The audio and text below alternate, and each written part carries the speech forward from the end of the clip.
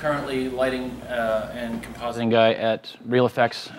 Also do their on-set visual effects supervision when we have to go shoot live action plates for commercials and whatnot. I spent a year or so at Greengrass as a creative director, also doing lighting, compositing, 3D, just as a generalist. And then before that, I spent 12 years at Janimation doing all the above, and directing as well. So a couple of the spots you saw in this little piece that was playing earlier, it's just kind of a hack of a demo reel, which is just some stuff I've worked on over the years. So I've been doing it for a while. Before then, I did physical effects, which was all your on-set wind, rain, fire, smoke, bullet hits, blowing up cars, gas stations, buildings, whatever. And it could be silly things, it could be big things, it could be small things, but you know, it was all in service to a commercial or a narrative film piece. So today, what we were going to kind of go over is I was going to do kind of a day in the life format of, you know, one day on set shooting VFX shoot. And all the things we do and all the things we kind of know to get there, and why do we do some of the things we do, why do we not do some of the things we don't do, and kind of put it in that format so that it may be a little more digestible that way, instead of trying to take this giant, you know, chunk of generalization of visual effects, which these days covers so much territory compared to, say, what it used to cover 10 years ago. So by way of that, so in the case of a day on set, there's going to be a lot of things that lead up to it, because any piece you do has had lots and lots and lots and lots of meetings and lots of yeses and lots of nos before it ever got to anything even conceivably as a shoot. It's been written, it's been rewritten, it's been rejected, it's been rewritten and sent back, and then binned and then rewritten, and then somebody finally said, oh, all right, we'll spend some money on it. Whether that's an ad or a television show or a film, it doesn't matter. It still has to go through this huge process. And so I was going to talk a little bit about that, which is your pre-production requirements, and things you might want to know when you actually do get on a call for a shoot that's an actual shoot. Things that are going to be important are going to be camera format, frame rates, final delivery. What is this thing going to be? So is it a character piece? Is it an effects piece where maybe it's raining when it's not raining when you photographed it? And you know, it depends. It's shot to shot. It's all very specific to exactly what you're going to do. However, in the case of, say, a character, you might want to stand in. So you need to, like we have a little, I wish I could have got him, but they don't let him out very often, is we have a stand-in for Chuck E. Cheese, because we do all those Chuck E. Cheese commercials at ReelFX currently. And so we have a stand-in for him that we can set down, like here on this table, to line up a shot and go, how big is he? Well, he's about this tall, and what does the light look like? And so it's a stand-in prop that we might use. And you might have something else. You might have a dinosaur head, so you got a big pole with a mock-up, you know, of a head on there, so at least somebody has an eye line to look at something. So those are the kind of things that you'd come up with in prep, is making choices on cameras, lenses, things like that. And things you can say to make your life easier is things like, let's not zoom during a shot, because zoom is just a magnification of the image, there's no parallax.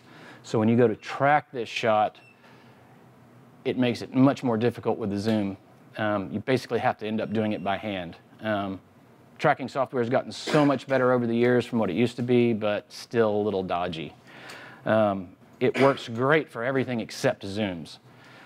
So those are the moments when you can attack those kind of questions, when they're talking about what they want the spot to be, and then the car jumps over the fence, and then the cow drives down the street, and you go, oh, wait a minute, okay, so what do we have to do to accomplish those things? And we snap zoom in, and you go, wait a minute, can we not snap zoom into that? Can we just shoot that full frame, and we'll add the zoom in post later? So shoot giant frame like 4K, that's a reason to shoot 4K, and this is the time to make that decision in post-production, because you can say, well, if we're going to be having to do a lot of that, particularly more than once or twice, then let's think about shooting on a red camera as opposed to, say, an Arri Alexa, because the Alexa shoots up to 2K, 2.5K but you have to have the external recorder, which costs as much as the camera per day to rent. So we don't do a lot of that. We typically shoot an ARRI at its HD resolution. Just because the external recorder to get the extra data raw is so much more expensive. Whereas with a RED camera, we'll just deal with the R3D files, which is a known workflow now at this point, and it's not really an issue. Real quick question. I've heard that everybody's shooting at 24 frames a second a lot of times on their HD footage. What is your experience? Is ReelFX doing 24, or are they still doing the 24? Yeah, pretty much everybody wants to shoot at 24 frame. Okay. As much of an aesthetic, and this is another good point to bring up in pre-production, depending on what the end result's going to be, frame rates will be an issue, and you can bring those up in pre-production. Good to ask, what do you want to shoot at? Because some people will shoot at 30. I haven't run across any recently at all. 30 was really popular when we were making the switch from film to digital video cameras that could get a pretty good quality, but not quite where we are today with digital cinema cameras. We didn't have digital cinema cameras. We just had really good video cameras, but those were all 30, and you couldn't get a good 24 frame out of them until some of the tech kind of settled in place. So most people shoot at 24, and really the only reason we shoot at 24 is an aesthetic. We've come to look at cinema at about a 2K resolution film, grainy, not quite bright enough, stroby at 24 frames. That to our eye means high quality, in spite of the fact that 120 frames a second at full brightness, pure clarity, would look so much better. And it does. When you look at them side by side, one is an amazing image, but we have not trained our eye that that's a good image. What we've done is we've looked at the television, and we've trained our eye that television is video, lesser quality, not as good as a film. And it's simply an aesthetic. Right now, those things are changing. Trumbull is just launched his new project, which is 120 frames a second at 4K. So, and that leads me to another thing about little peeve of mine, stereo or not stereo. Good thing to ask starting now, because you don't know what we're getting. Stereo televisions. I haven't had anybody say we want to shoot stereo yet, but our pipeline at ReelFX is completely stereo, but we do movies as well. I work in the commercial division, but we do film as well. So, and that's all in stereo. So, and we have to deal with it on a daily basis, and it sucks. Yeah. But I'm not a fan of stereo. Don't like it. Don't think it adds anything to the experience. Some people do. That's fine. I think a bigger additive value is 4K, is a higher resolution, not only in flexibility for workflow and post-workflow. It's a lot of data to slog around, which is kind of a bummer, but the thing is, it brings you much more depth to your final image and what you can do with it, so you can make a much, much better looking image at the end of the day. So 4K would be my choice of which technology do you want to move forward with. I'd be like 4K and higher frame rate, but you got to fix the higher frame rate. You can't, because The Hobbit looked terrible. You know, the whole high frame rate intro piece was didn't look good. I don't know why. There's an aesthetic that's missing there, something somewhere, but somebody's going to figure it out. And it's going to be somebody like Trumbull who comes along and goes, look at this, and you're like, wow, okay, done. So, and maybe it's a makeup thing, maybe it's a set design thing, maybe it's, it's the outdoor shots look really good. Yeah, exactly. The outdoor stuff looked amazing. Maybe it's like the artificial lighting or something. Yeah, there's some little, it's kind of like the uncanny valley with people. It's just there's some aesthetic that is missing when you're shooting in a created environment, in a contrived. CG in the outdoor shots. Yeah, it all looked really great. Everything outside was amazing looking, but all the interiors looked terrible. Yeah, I mean, it's back to the television thing. It's just our eye is trained to a certain aesthetic, and perhaps over the next generation or two, we'll train away from that, to a more interesting experience based more on the technology that we're using, because that's why our look is the way it is that was what we associated with high quality, because it costs money. It's a big event. You have to go out. You have to go see the movie. It's a thing, So You go do that thing at home, you watch the TV, it's like, oh, it's free, it's just there, and I can watch it or not watch it. And ergo, it's of lesser quality, which is not true. Slash YouTube, right? Right, and YouTube, throw that into the mix, and you're even you're even in worse shape. Steve Jobs famously said nobody wants to watch video on a small screen, but we do. So I don't want to watch my entertainment that way, but I will watch a YouTube clip that way. Sure. So it's just there's a ton of media. It goes a bunch of different ways, and that's another thing is, is your project for web delivery? Is it a web-only thing? So, that can affect some of your decision-making as well. But hardware, I'm sorry to, real quick, 4K, man, even on a rocking machine, on a rocking Mac. Is slow. 4K is going to be really tough. Yeah, unless you got one of the new machines. Not my trash can. Yeah, yeah. Unless you get one of the new machines and trick it out, you're. So that's a cost issue in terms of. Oh yeah, that's a cost issue for you in your studio, not on this given production. Right. Like if it's just a commercial, it's just a commercial. Right. If it's going to be a show that's going to go on for a while, maybe there's money to invest in hardware for the run of the show, but typically that's on you, right. Whoever's producing the effects work. So yeah, get your format straight, work out your frame rates, then just figure out what all is it going to be. And the thing is, most of you, if you end up in a meeting like this, it's probably one of the later meetings after so many things have already been decided. And now, here's what we're doing. This is basically the plan. There's a little flexibility still there, but not as much as 3 meetings ago when they were still finishing writing it. Even though maybe it's greenlit, maybe it's not, it might be in flux at that point. And that's why you haven't been in the meeting yet as a tech guy. Somebody who's actually going to go, okay, I'm going to grind some wheels and make the thing go. You're not involved until it's go. So it's a quirky, weird thing because really as a visual effects guy, you want to get them in as soon as possible so they can help you make decisions about how to shoot this thing. So there's just this tweaky little line of, too soon, not soon enough. If they haven't figured out stuff, there's no point because you're like, well, it's just we're just pie in the sky, blue sky stuff. You just have ideas. You don't have anything solid yet. I can't tell you how best I think you should shoot that. So that's like that next meeting. So there's always a little fussing, trying to figure out where that point is. But given post-production, given that all this stuff, and you have to understand every project is this huge amount of stuff.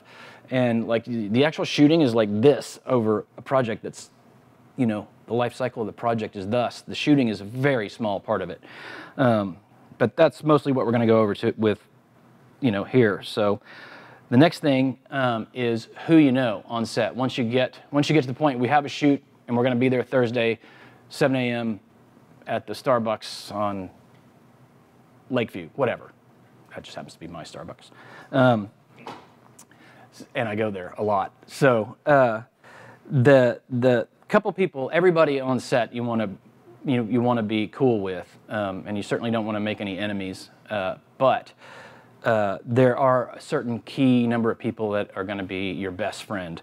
And oddly enough, it's not the director, it's not the DP, or any of those people. It's not even the producer. Even though they're important people and you're going to talk to them and you're going to interact with them and you're going to have to, and it's going to differ for every shoot you're on because they all work a little bit differently.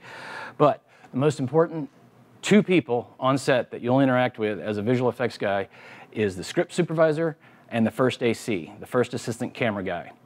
Because what you're going to collect is going to be camera data and information about what was done on what shot, what lens were we on, what was the focus distance, how high is the camera, what's the tilt, all this kind of information. I'll go over that in a bit. But that's important information for you to match things later. So the AC, being the first assistant camera guy, is hands all over that camera, and he knows everything there is to know about that camera. The guy actually operating the camera, or the DP, who may be an operator as well, might not know all that much about the camera. He's totally savvy to it, but he just tells the guy, I just want to be on a 50 mil, and then let's sort everything else out. He may not even know what stop he's on. He may just leave that to a good first AC. Typically no, but point being, he is busy lighting, composing, and trying to work the scene and make it look good. he can't be bothered with you wanting little nattering details constantly, but the first AC can. And the script supervisor, they typically always keep some of that information anyway on any shoot, with or without effects. Typically, they will want to know on the camera log, what lens were we on, how long was the take, which take am I using? That's another thing. Big peeve of mine currently in digital production is slates. It's another thing you can work out in pre-production. Please let's use slates, because people don't like to use slates. The only times you shouldn't say we have to use slates is animals and kids. Anything else, some of the action stuff maybe is a little dicey to try to get slates on every single camera if you're going to do a big setup, but you know, the thing about kids and animals is you don't know what they're going to do or when they're going to do it. So you basically turn the camera on when you come in and let it go. And then you are going to have to sort it out later. And then cross your fingers that you get something. Cross your fingers that something happens. And then you got to go find that 72 frames of gold out of 10,000. And we do it every single day. And it's just the way it is. Not on every shoot, mind you. A lot of shoots, it's very contrived, and we've got exactly an A and a B, and we do that, and we get a slate. But a lot of people have just fallen out of favor of slates because somebody else is there. There's a DIT on set, and there's other people to sort it out while we're going.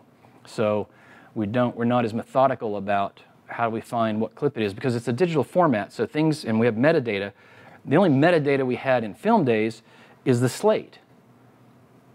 When you put the slate in front of the camera, shoot it, that was your metadata. And that's the only place it existed, except for maybe on the script supervisor's notes. Beyond that, how do you find what piece of film do you need? I just had an interesting thing. Why don't they include digital slates in the camera? They do now. Oh, do they? There are some of the newer generation of cameras, and it seems like it's taken forever, and you're like, duh, right? Why didn't you do this with the first one? Right. And some of them they actually did. There were attempts way back when to add extra things, and we now have, like Cook added their eye lenses. Right. Yeah, eye as in like little eye something, iPhone, iPad, whatever. Right. Same kind of thing, designy wise, but effectively what it does is it tells you what millimeter and f-stop you're on every frame, and it writes that into the metadata. Right. So you know. You could have a slate Yeah. with all that metadata on there. Right, and on the Red camera, it's all in there. There's a ton of metadata on the Red camera, and you can get it out of the Alexa as well. It just typically we don't see it by default, being that the Alexa's shooting a ProRes 422 format, and that's just basically turned into frames for us in our workflow. Is that comes in, turned into frames, and we get the frames, and it's like, well, whatever. We in our current pipeline do not get that kind of metadata, which is why I take a lot of notes and why I rely on the script supervisor to help me do that. Does the Alexa only do it if it's shooting raw? I believe it only does it in RAW. I've never seen it spit out anything else at any other time when it's just shooting ProRes. Because the ProRes doesn't even hold that much metadata. No. Yeah. So, you know, it's just kind of up to you to collect that information, which is, you know, something we'll go over here in a second. The other person that I wanted to talk about was the first AD. He runs the set. You may think the director runs the set. The first AD runs the set. The director runs the production, the show, the look, the creative, the acting, the everything except the crew has to move from point A to point B to point C during the course of the day. We have to do this shot, then this shot, and then we have to move over here and do this other location and, you know, whatever. That's the first AD. He is the sergeant in charge of everything. I mean, he can supersede the director's wishes if needed because the logistics outweigh. You know, if the director says, well, I'm bored with this location, I want to go shoot somewhere else, he can say, no. Sorry. So he can be backed up by a producer saying, are you out of your mind? Now, if you're, you know, one of those guys, if you're Chris Nolan, you can do that. And pretty much no one will argue with it. They're like, well, whatever he's going to do, it's going to be brilliant. So let's just go over there. So, you know, there's like 5 guys in the world that can get away with that. You know, and I've worked on productions where you would think this guy, John Milius or whoever, who wrote frickin' Conan and is now directing this movie and has directed other things and wrote the scene in or in Jaws where the guys bond about talking about, you know, the Illinois tragedy and in the war and all that, and that whole intense bit on the boat at night. He wrote that on the phone with Spielberg. And you'd think this guy could get anything he wants. He's like, he wrote that, Jaws, because. No, he had marching orders that he had to follow because we have 600 people showing up to do this battle scene. And just because you're bored, we can't change that. So it's economics and logistics. So the first AD is the guy who is supposed to know at all times what's going on, what's going to happen when. That's why he's your friend, because you get in his pocket and you get up next to him. You introduce yourself first thing in the morning to all of these people and say, I'm Lyn, I'm doing the visual effects, I'm going to try to stay out of your way. And that's another thing we're going to talk about is being invisible. But you're always next to this guy, you always have one ear to the set. That's probably the single most important thing I can tell you all day today, is always one ear to the set. Always listen to what the first AD is saying. Listen to the radio chatter, because all sets have radios. And a lot of them will have headsets, so you can't always rely on that. So that's why you have to hang next to somebody. But he knows what's going on. He knows what shot's coming up. And if you know 107B is coming up next, and that's a VFX shot, and Chucky has to be standing here dancing, I'm going to have some stuff to do. I'm going to have to collect camera data. I'm going to have to put the stand in. I'm going to have to shoot some things for myself that I want to stay out of their way to do, but it needs to be lit, and I don't want to slow them down. So that's a whole other thing. So those are really the three main people. First AD, so you know what's going on, when it's going to happen. The script supervisor and the camera AC, so you can keep up with what's going on in any given shot, because between the two, you're probably going to be next to camera more than you are next to the script supervisor, because she will kind of put themselves off with a with a laptop or whatever and take notes and do their thing, but they're not generally right in your face right there. A lot of times they are, but you need to hang next to camera and be aware of what's going on with camera. They change lenses all of a sudden. What is it? That's why you want to have a friendly dialogue with the camera guy. And and many times I go back from a setup and tell the script supervisor what we just did, and she's like, "Oh, okay," and because she hadn't got it yet, But I was standing right there, so I already have it. And so we compare notes to make sure as we go through the day, like if things get too crazy and we're moving too fast and I miss getting some lens information, I'll go to her and say, "What did we do on 107 Apple? Was that a 50 mil like we were on the shot before, or no, it was an 85. Oh, okay, great, thanks." And then she'll do the same for me. So it's good to kind of sort your ducks. Yeah, you're developing a little tiny team within a bigger team to try to accomplish what you're doing. And part of the reason for those three people, especially to stay close and interact with them and always have an ear out, is that helps you to be invisible. Is because you're paying attention to what's going on. You're not sitting over in the corner and all of a sudden they're like, "All right, shot's up," and you don't even know. And they're like, "Well, come over here and look at what we're doing." You can't have that happen, because that slows things down, and you're behind, and you're like fumbling with your gear trying to get it all together. So you look like you don't know what you're doing. So for any given setup, what we try to record is, and I have this back and forth all the time with guys like Chaz and James and whoever else is working on shots. Patton, a friend of mine that does lighting at ReelFX, is those that haven't ever been on set don't understand what it's like. And it's like somebody that's never been in battle or somebody that's never been in the military. You just can't, words are completely inadequate to articulate what it's like. You can try and you can get close, but really until you've experienced it, you don't know. And so they're like, "Why didn't we get this shot? Why don't you just do this? Why can't you do this?" And you're like, "You don't understand. No." None of that happens. It's like camera flies in, we put it on a tripod, guy sets it up, the actors get in place, and we do our thing because we've got 15 setups to do before lunch. Right. So there is no time to lollygag around and go, "Well, let's experiment with the lighting. Why don't we try this? And why don't I shoot these 5 different things 10 different ways just in case you might need them?" So it's a lot of things that we'd like to capture and that would be useful in post-production that we just can't. There's just economically not sound. Unless we can figure out ways to do it faster, cheaper, and more effectively, then we can start getting those things. But just things like metadata having that now is a big, huge plus, because you can always, jump back to that in case of failing anything else, like if I didn't get a note or the script supervisor didn't get a note, well, I can look at the metadata and try to figure out some stuff like what was the white balance, you know, or whatever. So the things that we typically are trying to get is we want to be able to mimic the lighting information. We want to be able to set up the shot in such a way that it's useful for them. Like, is it a green screen shot? Is it, you know, is it a background plate? Those are different things. Like a background plate is just going to be something. It's going to be this room, and we're going to put a CG character in it, or we're going to put a ghost flying around, or I'm going to put Chucky on this book or this speaker or whatever. That's just a background plate. That's just photograph this and get the information you need from that, which we'll go into a little bit more in a second.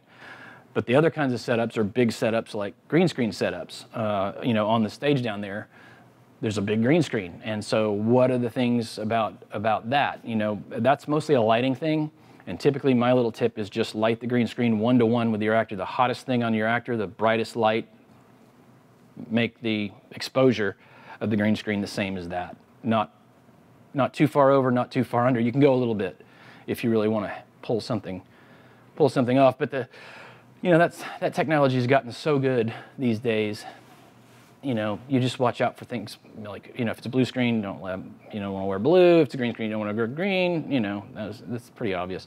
But we even had one recently where we had to do an actor that's supposed to disappear right in the middle of the shot, and we're dialing into the shot, and he shows up and he's got green pants on. And it was like, oh, caught me out on that one. Of course, we put the green screen behind him, looked at it, and it was different enough it didn't make, because it was real faded kind of green pants. You know, like faded jeans, but just kind of a green tinge to them, really. It was fine. It was totally fine. He keyed, snapped right off of there, no problem, because the green back, you know, behind him was nice and clean and flat and saturated, and it wasn't an issue. But you do have to watch out for those things. And a note on green screen, it becomes a judgment call, and it's a really, really tough one to make when you're standing there and all this money's being spent and this guy's asking you, should we shoot this green screen or not? And it's a hard call, because and I'm always ambivalent about both of them, because if you go, well, we're going to shoot a green screen, say, later, if they want to push it later, that's a problem to me, because now you're not in the same light. You're going to try to recreate that lighting later on, and no matter how many people tell you they can mimic it exactly, they can't. It's gonna look different. Will the shot work? It'll probably work fine. But sometimes it's just better to bite the bullet and do the roto. You know, you gotta put something behind an actor, shoot him in the light on the day with everything there, and just do it. And then roto him out. Sometimes that is actually the solution, because he's in the right light, he's in the shot, it works. It already works. Your job is just to stuff something in behind him, which may mean some painful roto and paint work, but it's the way to do the shot, because if you took him 3 days later, you try to mimic the lighting, it looks terrible, it never quite matches, and then you're trying to fit him into the frame, you know, yanking the colors and the lighting all around, trying to make it work. You know, is it going to work? Yeah, it's going to work, but is it going to look good? Is it going to look as good as if you just rotoed the guy? Probably not. And it's a timing thing too, man. If you got a really quick turnaround on a commercial, you may not have time to rotate. Right, exactly. Or time to set up a green screen. Right. I mean, literally, even if it's sitting right here, the first AD is like, I have to move. You know, you got to tell me if I absolutely have to shoot this or not. I got to know, because I would much rather just shoot it and move on in the next 5 minutes than spend 15 minutes getting a green screen in here and lit and ready to go.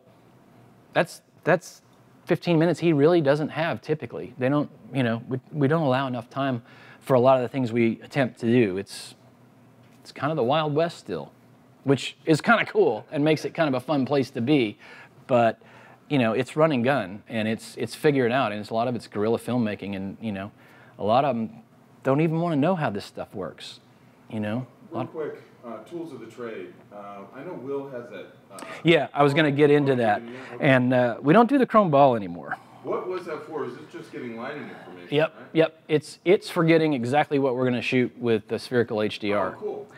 All right, Only this is so much better. Yeah, so the other thing about setups was, given the case of, let's take Chucky or CG something going into a shot, the things you want to know are distance from the camera, focus distance. Where was the camera focused? F-stop's nice to know, not critical, but nice to know. White balance, which some of the things you want to have on set, for one is the stand-in.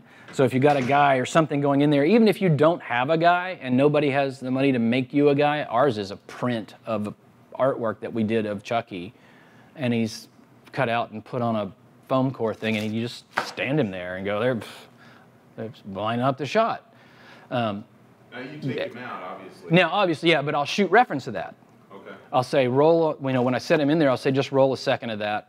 And then at the same time, I'll have this ready. I'll have Chucky and this thing ready anytime they're like, we're going to do a setup. So I'm like, all right, let me shoot this in there. Because they'll typically, this is called a Macbeth chart. It's for color calibration, white balance, skin tones. That's what these things are in here for. And the reason we like that is in any given light, this white is different. If I put this up by one of your monitors, that white actually looks different than it does underneath these lights. And if I shut these lights off and turn on tungsten light, it looks different again. It's not the same color under every light. It's white, but what is white in a yellow light? What is white in a green light? What is white in a bluish light? You know, like outdoors. So that's why we like to shoot this. Sometimes this has to drop off the bus and not get shot. It's more important to have the reference of the stand-in than it is to have the color chart. Typically, they shoot one of these at the start of the day. A lot of people, given digital technology, has just don't even care anymore. They don't even shoot them. So I always bring one to go. On my shot, I want white balance because my compositors are going to love me. And they're going to be able to pick white. They're going to be able to pick black. And it's one of the biggest things that you're going to see in compositing that makes it look bad is mismatched black levels. Is the darkest part of the CG object is either way too light or way too dark for any of the other darkest part of the scene, regardless of whatever else may be at work. What other physics might be at work if you shoot a spherical HDR and you're going to light with that. Theoretically, that's the light, but as you're working, it could still be off, and you may make some misjudgments in setting up your lights. So you want those black levels to match. It should feel like it. Is your Macbeth chart going to give you a better? It's gonna tell me what. I guess my question is it going to give you better than just picking from your footage? No, I was going to say, then the other option is if you don't get this, you can pick from your footage. You can find the darkest thing in the shot, excuse me, and start matching your black levels into there. You can have darker, but it's really an aesthetic choice. It's like, does it look right? Does it feel right? You know, does it feel like there's green in the black, or is it blue, or does it feel lifted? So it's it's an aesthetic thing, particularly given that all you've got is whatever's in your shot, and it might even be out of focus.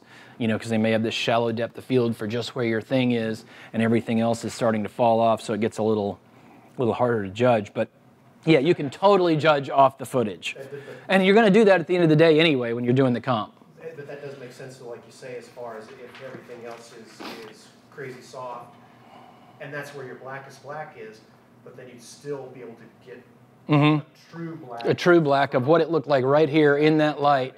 I know that is true black. Now, do I like it later on? Once I'm getting close to finish and I'm looking at my comp and I've rendered everything, that's where exactly, that's where it's an aesthetic choice, and you go, well, I need to lift the blacks, even though that's higher than what my chart says. If a guy were to do a search to track down, will it just say it's a Macbeth chart? Yeah, Macbeth chart. This one is from Color Checker, so it's an X-Rite. It's from the company X-Rite. And I got it as much for stills as I did for VFX work. It's good for both. The stills one is smaller. Yeah, Panavision sells. These freaking things are expensive, by the way. This is like... They're like Pantone. Yeah, exactly. This thing is like $80 or something. And it's a piece of colored cardboard. Try explaining that to your wife. You spent $80 on some colors and it's a cardboard? Yes. Yes, I did. And it's wonderful. You just have to say, well, I'll get paid. Yeah, exactly. So the color chart, then measurements, all the measurements from, and that's where the AD or the AC comes in handy, is he typically has to do that anyway because he's got to find his focus marks. So you just ask him, when you're setting up a shot for VFX, first thing in the day, that's where you ask him, can you just give me the height of the camera and the tilt? And for the tilt, you can even do that yourself because they make a lot of really cool levels and a whole lot of cool apps, you know, on your mobile devices. And I have a level app, and I'll just go over to the camera and just see what it is, you know. And I've actually gotten good at guessing it. 4 degrees down is real typical. Yeah, and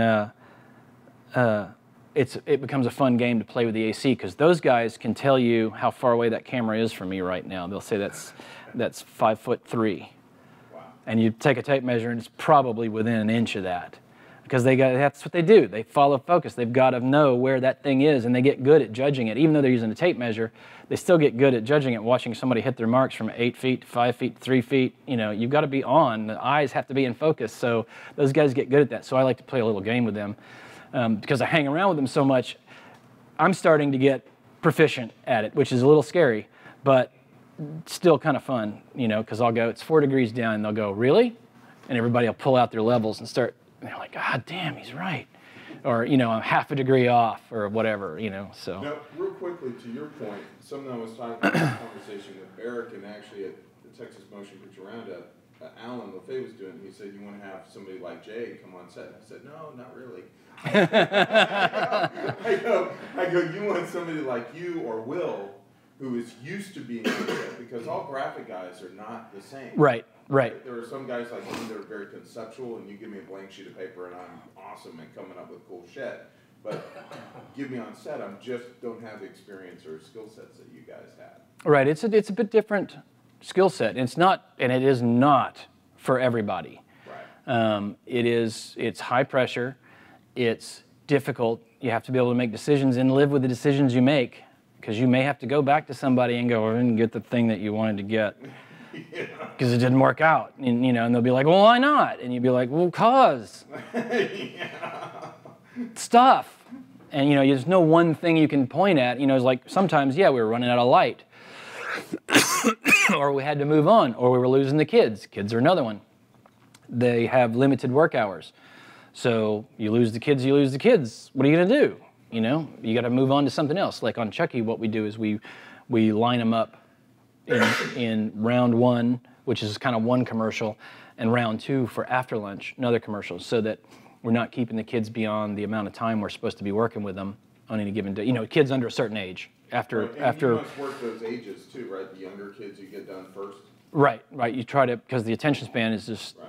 You know. So you try to work that into your schedule and make those kind of things happen. But like that, once that first round of kids is gone, whatever I needed to get for that commercial, I have better gotten it, you know. So then the other thing is, once you've got all your measurements and color chart and HDR, which we'll shoot the HDR here in a bit, we'll do as a live thing. You also want to get reference.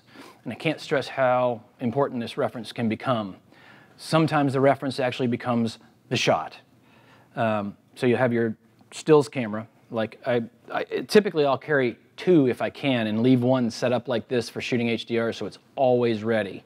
Oh, that was the other thing on the other section is wanted to be ready to be able to pop into a shot because I've been listening, paying attention, I know what shot's coming up, I know what it's supposed to be. So while they're setting up, I snuck in, I got my little reference, I got my color chart, I did all that. Basically, while they're still setting up, when the lighting is done, but they're still kind of working out focus, they're still kind of working out action, I get in and get all that stuff if I can at that time.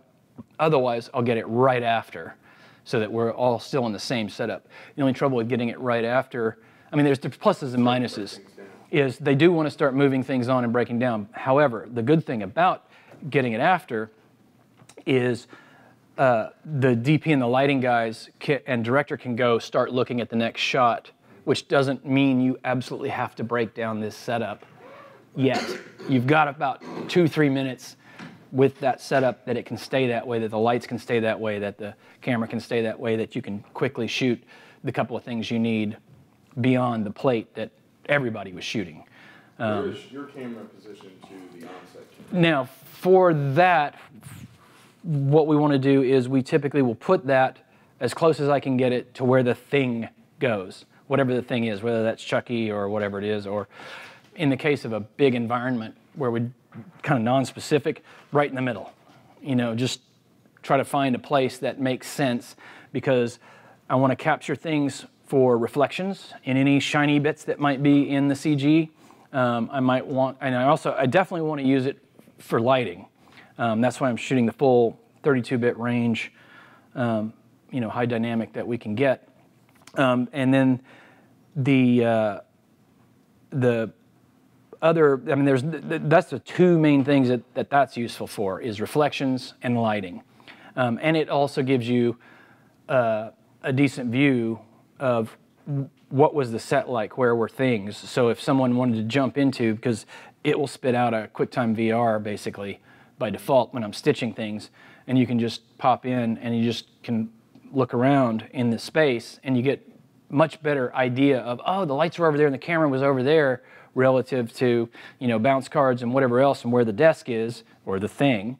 And it's easier than a set of stills. You know, even though I can shoot a set of stills from this way, this way, this way, and then you look at them, you go, okay, I kind of see where things were. This thing, you're standing there and you can look around and see where everything was. The camera was there, the lights were there, there, and there. There was people over there, you know, and it's just yeah, and it's just so much faster to see it that way. And that's of course how it's, you know, ultimately used in 3D as a spherical map. Is that something Are you using a 24mm lens? No, I'm using an 8mm fisheye. Oh, really wide? Yeah, yeah, Is that super something wide. that I mean, that you'll have time for like each production, as far as putting together like a VR like that for. Oh yeah, yeah, yeah. Oh yeah, yeah. We're gonna do one today. No, I get that. I guess I'm just. That seems like, man, it'd be nice if we could. Yeah, well, for a lot of shots, it is. It is a luxury item. But like for this, like if I was going to put a little CG character here on this book, this is where I would put this. Gotcha. So it's I don't need to be on here. I could put it up here. You know, I could shorten my tripod and put it up here, which is fine too. Sure. But now I'm pretty high. But you know, I'm close enough. Somewhere in this range is going to give me the information I need, because it's going to show me, you know, lighting information, things, you know, reflecting from here, there, wherever. So then you have point A to point B is really what you're getting, because you're getting all the camera information from where they're shooting, tilt and all that, and metadata if you can. Yep. And this camera is giving you the actual point up to the target. Right. This is giving me as close as I can get To the target. And it's giving me a full floating point 32-bit range of information of the darkest darks to the lightest lights. And really, you kind of want to shoot for the highlights. The shadows can fall off and get ugly. It doesn't matter, given that you're probably going to fuss with the image anyway right before you use it in 3D to kind of clean it up, and you know. But you're not getting a lot of lighting information from the shadows. It's nice to have them, so you have your full spectrum, but you don't want the lights to clip too much. You know, you want to be right on the edge of those guys, so that you've got their top end, so that you want to try to shoot, like say, in the case of an incandescent bulb, you want to be able to see the filament in your darkest frame and not much more, you know. And then in your bottom end frame, you want to be able to see into the shadows, but the light's going to be completely blown out. So once you combine all those together, you get the full spectrum of what was there, and that way, when you go in to say something like Arnold, it'll use that information, which is a renderer, by the way, for rendering in 3D. It'll use all that information for color, for bounce, for GI, all the rendering technologies that go into making a really good image-based lighting pipeline. It'll use global illumination. Global illumination, right. Meaning lights there, it's bouncing off of here, it's hitting me, or bouncing off the table and hitting me here, or whatever. You know, it's all those properties of light. It's become an umbrella term, but GI before. Yeah, we call it global illumination. Yeah. GI renderers, or Arnold renderers, or Monte Carlo style rendering kind of thing. So. There's so much I don't know. Oh, dude, every day stuff I don't know. Every day with the things I don't know. So yeah, so having this guy set up and ready to pop in, you know, is another thing. That's why I just like to have it setting, ready, and you know, it's just got to be ready to go. And that's why I'm paying attention, so I can get in with this thing, because this is the most time-consuming thing I do for the most part, because I can take notes and draw a map. I'll go over that real quick right before we shoot the HDR, but this is a little sheet that I use. I usually have a book full of these blanks that I start out a shoot with, and basically it's just client, director, agency, scene, slate, you know, all the information we've been talking about doing, shoot time, time of day, is it interior, exterior, you know, it's a camera log basically, but it's designed more for me in that it has more information like the tilt, pan, you know, all those kind of things that I can tick the boxes and fill in what we did on a particular shot, and then be able to draw a little map. And that's what I typically do, is draw a map of the desk is here, Chucky goes here, the camera was here, the light was there and there, and you know, other than that, see the rest of the notes. You know, and most of what I end up doing on here is duplicated in the metadata in the case of, say, a red camera. And it's also duplicated with the script supervisor. So her notes look very much like mine, only mine, I only take them on VFX shots. She does it on every shot. But on VFX shots, she'll typically take a little bit more information, he, she. I keep saying she, because I work with a lot of female script supervisors. And they're really good at it. Yeah. So Details. they're detail-oriented and they're organized. That's the thing, is they're organized better than I am. That's what's great about having them as your friend, is whoever it is that person typically is very organized, or they wouldn't be doing that job. And they're detail-oriented, and they're paying attention to what's going on camera, because you know, you want to avoid the continuity errors and whatnot, and you know, what goes with what. If we try to change the shot because now we can't light it like we wanted, and all of a sudden we got a different thing we need to do, and you know, they can help you out of a situation like that. You know, just from a director DP standpoint. But from VFX, notes is the big takeaway for us on set, you know, doing a visual effects shoot.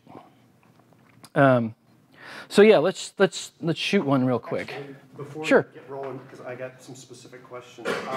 What are you using for like your distortion grid? We'll use a lens chart. Checkerboard? Yeah, just a checkerboard.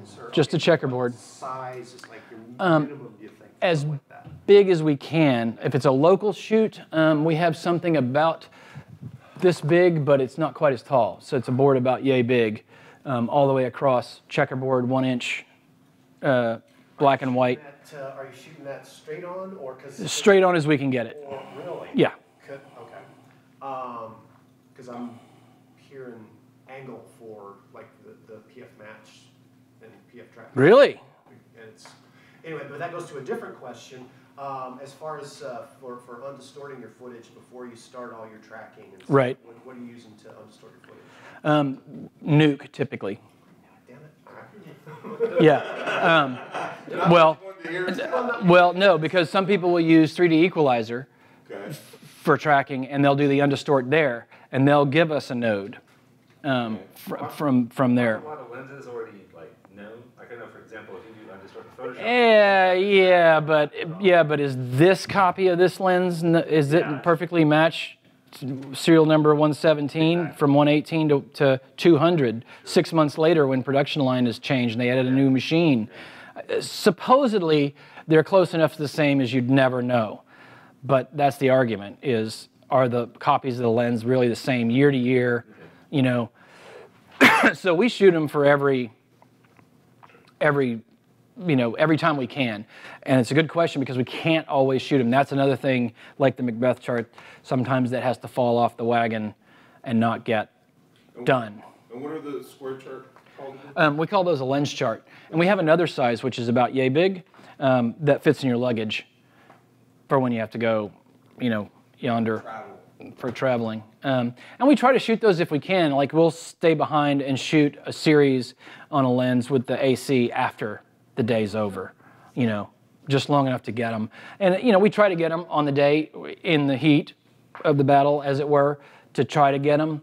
But barring that, we use straight lines in the scene. You know, just whatever use that method of solving for lens distortion. If we, Probably similar to mobile as far as yes, it's finds a straight yes. line. Make me some straight lens out of these. That's supposed to be straight, or vertical, and that's supposed to be horizontal. That's vertical. That's vertical, and is that as good a method? No, probably not, but it does work. Nobody's ever been called out that I know for it. As far as finding like your sensor sizes, I guess a lot of times when I get footage, I don't know. Yeah. We shot it on this. I don't know. I can't even find we maybe get in touch with the camera guy. It's like, I don't know what the hell we shot with it. Google. Yeah, okay. Yeah, Google's your best friend for that. I didn't know if you had a specific site that had. Oh, there's a dozen of them. And the reason that there's a dozen is because there's always new cameras. And so some of my favorite sites that used to be haven't updated yet, and they don't know about the Dragon sensor or the M version of the Red sensor or whatever. So we constantly keep up finding new places. Typically, I try to go to the manufacturer. Red, what are your, if you do know what the camera is. If you don't know. So when you say sensor, what are you talking about there? In the case of cameras, today we're using, all digital cameras, which are the sensor, which is the film. And so in the case of that, we're talking about what is, hey, there's a whiteboard. Ready for you. So, and I'm not a math guy, so be ready. This is all just conceptual. So pretend that's a 35 millimeter frame. It's actually probably a little squarer than that. Sure. Something like that. So that's what you want to know is the aspect ratio of this to this, width to height. And in the case of like, an HD camera and Alexa, it's a 16 by 9. Right. So we say 16 by 9 format, that's HD. Right. But there are many versions of this, like shooting 5D, 60D, 7D. Those are all different sensor sizes. They're not a 24 millimeter by 36 millimeter sensor. Right. That's what we call a full frame sensor, meaning it's the exact same size as a 35 millimeter piece of film. Gotcha. So that's basically 24 by 36 millimeters. So the APS-C size sensor is like, we say, a 1.5 crop, meaning you have to do that as a multiplication to the lens you're on to figure out what is the effective millimeter look like. Even though it's a 12 millimeter lens, it's actually going to be closer to something else because you've got to still multiply it by a So you have factor. variables. You have the sensor on the camera. Well, you have the sensor size. Sensor size. Yeah. Right, that basically has variances between the cameras. Between cameras and manufacturers. And you're going to have the lens that you're using on the camera that's also going to be a variable in that? Sure, but in terms of yes. distortion and other Yes, things, yes, right? absolutely. This is just the crop though. Right. This is just basically how much image am I seeing on any given lens. Right. You're just figuring out what does it look like on this lens, on this sensor relative to 30, and we always do it relative to 35 millimeter. Gotcha. So that's kind of the standard that you're. It's kind of what we go off of.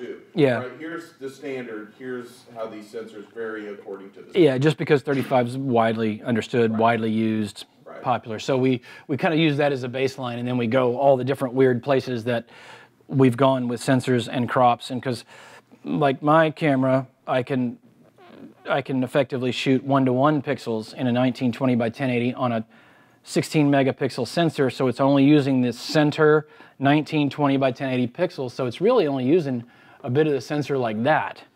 For when I want to shoot video in a specific mode, I can say, do this. Otherwise, it's going to bend pixels. It's going to throw away information until it gets me a 1920 by 1080 HD frame, because that's what the video is going to shoot at, right? And that's what I'm asking it for at the end.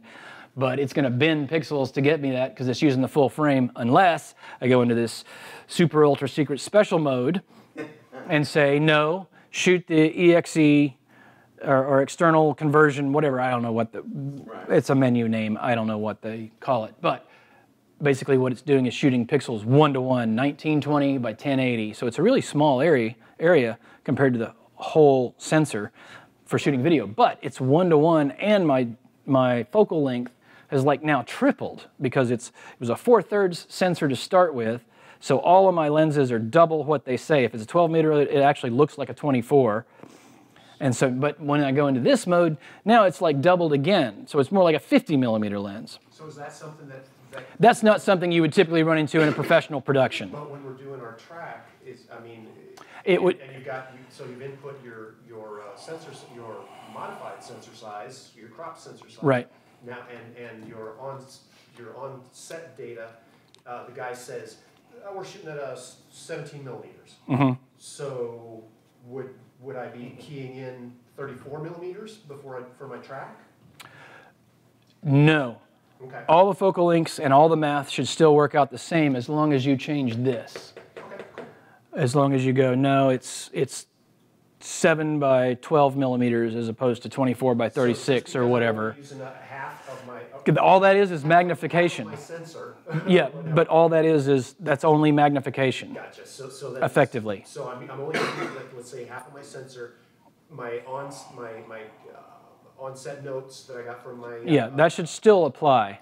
Those things should still apply.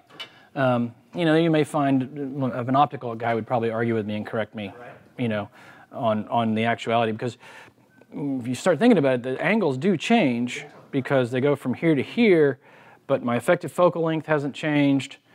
Just my field of view has changed, which is effectively magnification of the image. Right. So it shouldn't affect your track. Your track should still be pretty solid. So in the case of PF track, that's another, certainly another way to track it. And if you're tracking these things yourself, that's where you want to give yourself as much information as you can and set yourself up for success, but you can't always do it. And here's the thing on tracking points, and it's a bit of a caveat, unfortunately, is anything you put in the scene, you got to take it back out. Right. So if I want tracking points and I want to get an absolutely solid track, because bad tracks piss me off, right. Well, you got to paint out all those tracks you put in there, because you put in 1 million of them and God, it tracks well. Yeah. But now you have to reconstruct the entire scene because you filled it up with tracking marks. Right, that's so kind of like a roto solution, right? Yeah, exactly. It's always, oh my God, what? And so I'll do things like on set, I'll ask, well, can we, you know, if it's this book, I've got the corners of the book in a known size. That's easy enough. But yeah, maybe it's still, like I said, maybe it's a shallow depth of field, so it's a little soft and a little hard to find points. I'll say, can we have this thing? You know, a salt shaker or something that would naturally be on the table, or can we see a little corner of this speaker? Right. Something to give you a track that'll give me a little bit of a natural thing to track. And usually they're like, oh yeah, totally.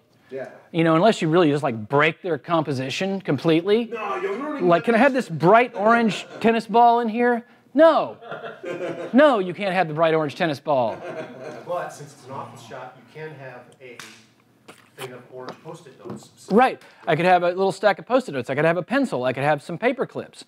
And all of those things would help you track. So, and they add to the shot. You don't have to paint them out. But given all of that, you still sometimes will have to go in with some tracking markers. Right. And they just want to be... Put one over here. Yeah. Right. You want... The idea behind it is when you're having to do some tracking information, you want parallax. That's why we don't like the zoom, because the zoom is just the magnification. And, you know, and you can match it. You can go, well, it's this big here, and then if you can fuss it into place, right? And typically, believe it or not, more often than not, that's what happens. But in the case of something that, you know, a moving shot like this is great because I got all these monitors and dark and light bits and everything so that I have parallax, because if I'm here, I can see behind that monitor. Now I can't, and if I go all the way over to here, I can see behind it again. Having that disparity in the images is what gives you a good track, is parallax, that change in perspective. Right. So that, you know, that and high contrast edges and corners and things like that. And a lot of people will make X's. Believe it or not, you know, this thing is fine for tracking. There's nothing wrong with it. However, what's interesting to note, and I don't pretend for a moment to understand the math of how tracking software works other than to say it's pattern matching. And you can start to kind of think about some numbers there. If you start going, all right, well, if it's this, you know, pixel value and it's this and this, and there's the disparity between contrasts, that's a number. Okay, I got a number there. And then you can start, you can kind of think about it, but I don't, it's black magic voodoo and killing chickens by moonlight as far as I'm concerned. However, through practical application, I have learned, and through other people in the intertubes, that all these oddball things, like if I do this kind of thing as patterns, whether I make these in advance and have them ready to stick on things or whatever, however you want to approach that, but these oddball, organic, pointy shapes will track Better? 3 times better than a grid, Interesting. than this. You would think that would be the thing, right? It's looking for high contrast lines and dots and things. Right. But oddly enough, it finds points in a random assortment of shapes better than anything. Do you know, there's an app, because I did a green screen thing, Mm-hmm. there's an app that you can get all of those. Right, right. And I already had the collection, so, you know, but I ran across it a few years ago and I was like, really? Are you kidding me? And they're like, yeah, just, you know, we did this and it tracked so much better than this other thing. You know, usually they had a grid hanging there and it was a total green screen shot. There's a girl, a couple of C-stands and a green screen, that's it. And they hung a grid off of one of the C-stands and tracked it. And then they did this collection of random shapes, triangles and crescents and circles and whatever. And it was dead on the first time. They didn't have to do any fussing or correction or anything. Where the other one, where the grid, they actually had to kind of fuss it a little bit into place. I think that was the guy that, I think that came from the guy that does the courses over at PhD, VFX PhD. Vance, Victor. Oh, Victor. Victor's the man. Victor, the tracking Mm-hmm. Yes, I think that tip comes from Victor originally. you will be fine. Yes, if you can get through his accent. That's why a lot of the courses I hear are actually Victor's telling Mike or somebody else That first one, how to. And then you have a translator? Well, it's just kind of backseat driving him through it because. first ones they did that, and Victor's English has gotten much better. Oh, good. He's been doing them all himself. Oh, good. Awesome. Yeah, he was really hard to understand. Yeah, he's gotten a lot better. Cool. What place is it that he's at? FX PhD, it's an online training school for all things related to VFX, whether it's lighting and rendering technology or tracking or even DPing, you know, and some of this on-set stuff. They do amazing courses. They're really good. $500 a course or something? I thought it was 3 something. It might be 5 now, but you get to take like this huge whack of courses, you know, at once. What was it, 5 at a time? The least you can do is 3 per semester. It's like I want to say $245. Yeah. And they've also started offering courses from the vault. So you decide, I can't find 3 courses I want to take this semester, but I would sure love to take that old V-Ray course that you offered a year ago. Yeah. And now they will finally allow you They'll to. stream that old course.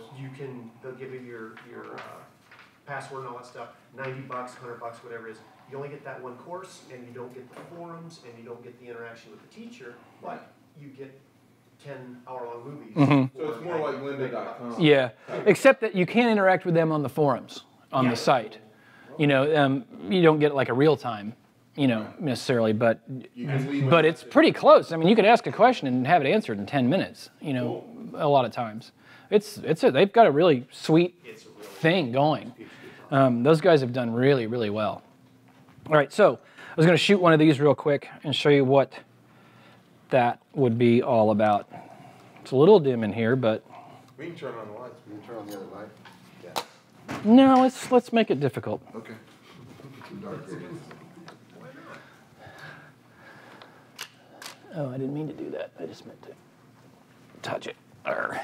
So anyway, what I'm typically going to do is just Now, somebody borrowed my camera, so I don't know if all the settings are Is that a 5D? back where they... No, this is a D700. Okay. Yeah, but a 5D would be fine. In that... So what I've got set up here is this is a full frame sensor. And the reason for that is I would actually prefer to shoot with another camera. My GH3, for instance, I just don't have the glass for it that'll give me the same exact situation this will, because this gives me a circle in the frame. So if I've got... Micro Four Thirds, isn't it? Yes, but that's you know, depth of field, whatever, yes, there's less of it, but Right. I'm not wanting for quality or image capability between the two cameras. Is slightly better low light and certainly different depth of field because it's a full frame. But mostly, like I say, it's because in the case of this guy, this is what I'm getting. This is all black out here. When I shoot on a circular fisheye lens, which in this case is an 8mm, I get imagery in that circle. Everything else is black. I don't have the equivalent lens for my GH3, but it is this same Sigma. They make a 4.5, which on a Micro Four Thirds, I'm told, winds up giving you basically giving you this. It's a little squarer, you know, since it is a Micro Four Thirds, but it gives you a perfect image circle, you know, within the frame, right. Which is what you want when you're doing this kind of stuff. And I mean, you can do this with a wide lens, not a fisheye lens. You can totally do this with a wide lens. But the difference will be this, is if that's my start position, you know, right now, for instance, my hand's out right now. There's my other hand. That's my field of view. This is my field of view, okay? So I see all of that in one go, right? And if my field of view was still wide, which you would say this would be pretty wide if I was still seeing all of this. That's, you know, 14mm-ish. If I'm seeing all of that, that's great, but if I need 30% overlap per image, and I turn till I get 30%, well, that's all I've turned. So right now, if I turn 90 degrees, I still have 50% overlap, or very nearly, not quite. It's a little less. 4 pictures, well, I'll do 6 because I'll do nadir and apogee, which is up and down, just for completeness sake. You don't always have to have them. Well, the thing is, most of your lights are up here, so and sky. So you can see what kind of car the Google guy was driving. Exactly, exactly. And you have to paint out the tripod. But what I was going to say is, when you go to stitch these, you always shoot into landscape orientation, or I mean portrait orientation, which is how this camera is set up like that. And you want to shoot, and you want to, on this particular lens, just happens that what's called the NPP, which is the nodal point, what most people call a nodal point in a lens. The nodal point is actually typically the film plane or the sensor plane. But for the sake of argument, we'll just call it the nodal point. The non-perspective position is what the NPP stands for. It happens to be on this gold band on this lens. Other lenses, you don't know where it is. Surprise, they don't tell you. So you got to figure that out, and I'll show you how to figure that out in a second. But what that means is, I'll get back to this in a second. This is more important. What it means is, as you got all these glass elements, blah, blah, blah, right? Light's coming into your lens. There's a point, typically around the front of the lens somewhere. There's our sensor back here in the camera body. There's a point that this light flips. This is that point. Sometimes it's up here, sometimes it's here. Typically it's not towards the back of the lens. Typically it's half or front somewhere. One of those elements that's in there is going to flip the image.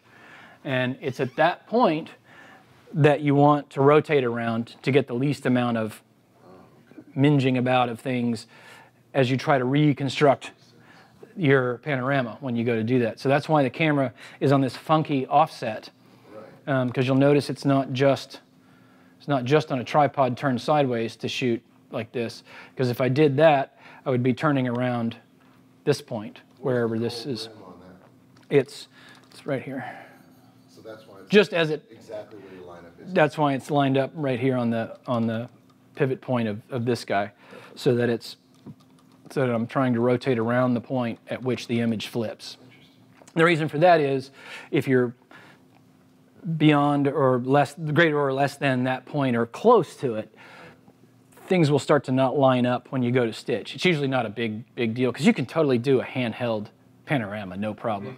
There's a trick to it, which is put your one foot down in like in a classic photographer shooter stance, then just make yourself aware my lens is over that foot, and don't move anything, but just rock on that foot and move around to find your, look through the lens and don't move it, and just keep your vertical orientation pretty clean and find your overlap, and you can totally do a 360 pano without anything, handheld. So rough. It's rough, and you may have to kind of fuss it in, after the fact, but it's fine, especially if all you're trying to do is just, especially if you're doing like location scouting, you're just like, I just need to show this room to somebody. Maybe it's not so critical that it all lines up perfectly. And even in here, when you look at a lot of the ones that we shoot, there's, sometimes we'll leave the tripod, sometimes we'll paint it out, and there's just a black place. But it doesn't matter, because I can just fill it back in with carpet or whatever, and don't even have to do a very good job filling it back in, because the reflections, typically, unless I've got like a chrome sphere or a flat mirror in my shot, I'm not going to notice that the reflection's been, that I've done some paint work in there. It's not going to show up in anything, and it's not going to affect the lighting. Unless I have a giant black hole, then it's not going to cast any light. Where So. did you get for your tripod? This is called a Nodal Ninja, and it's a panorama. It's made for panoramic photography, and there's a whole whack of these available. There's different models ranging in different prices. This one was about $350. Do you absolutely have to have this? No, you can rent them.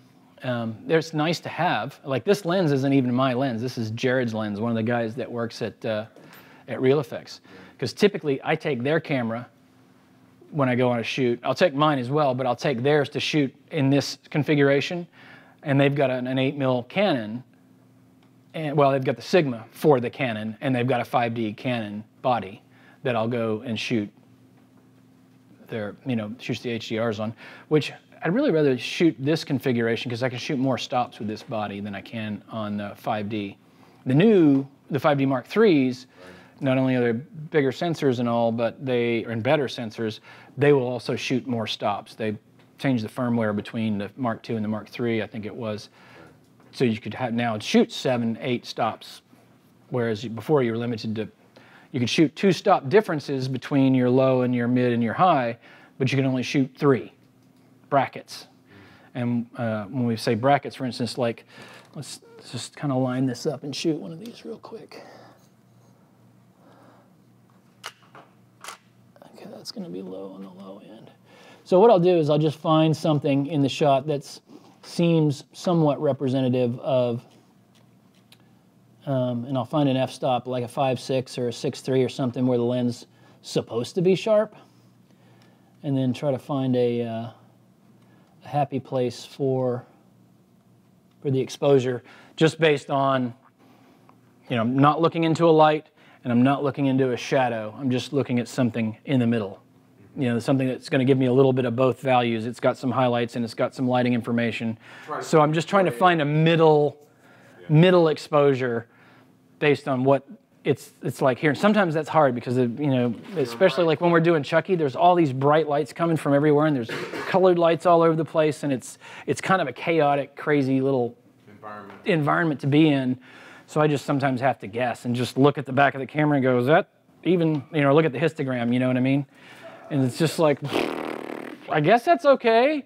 Because we move really fast and the lighting's changing all the time. They do these ballyhoos with these spotlights all the time. And of course, I can't have those hammering my lens while I'm trying to shoot an HDR. It's an interesting look, and it does mimic what goes on there, but it's not really going to help me that much. I just need a good baseline, medium measure of what's going on there. Now, let's see if I can remember how to put this camera into that mode, because I haven't shot with this camera in a long time. Oh, your super secret mode? Yeah, well, no, that's on the other camera. Oh. This one is for, no, it's not that. Could you use that lens on your GH3 if you use like a speed booster? I could, but it wouldn't be a circular fisheye. it would be super wide. But it wouldn't be, well, I say that, I haven't tested it, I don't know. Because it gives the speed booster should give me a 0.7 magnification or reduction, but I wouldn't think it would become a circular fisheye. Because I think the 4 mil is about the only way to get there, is to go to the super low millimeter. Because effectively that 8 mil on the adapter would be more like a 15 mil or something? Right, it doubles for going to the GH3, it's 2 times. So it would be, this would be a 16 on, it'd be nice and wide, but it's not, you know, it's not a circular fisheye. And I do have a 7 mil in my kit for the GH3, but it's not a circular fisheye. It's a super wide lens, but it's like kind of like what this would be, but a little wider still. It's very distorted, but it's not a circular fisheye. Well, now you just need a GH4. Yeah, I know. I'm trying.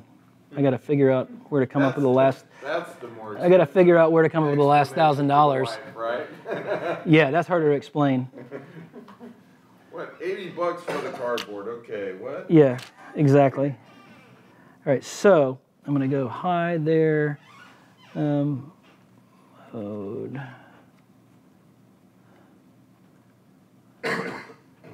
Ooh. Wow. Okay. Are you saying it takes 3 different variables? No, I was going to take it, set it to, if I can get it. I think somebody has been wanking in my settings internally. I loaned it to a guy to do some architecture photography, and I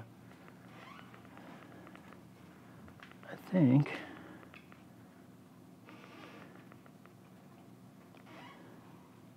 he has turned off my ability to bracket quickly.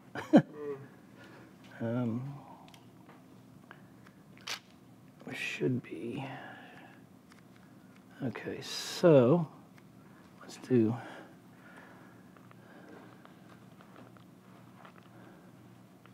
we'll just go through it for a practical application. So I had to be able to use the timer mode so I can be hands off. Let's see if it'll do it. Yeah.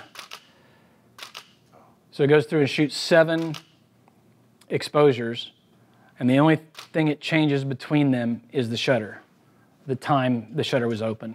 So it's still a 6.3.